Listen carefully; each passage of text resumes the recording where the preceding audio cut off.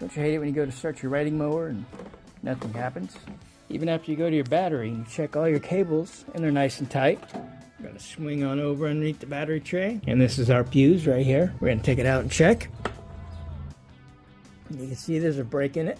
We're gonna replace it with a good one.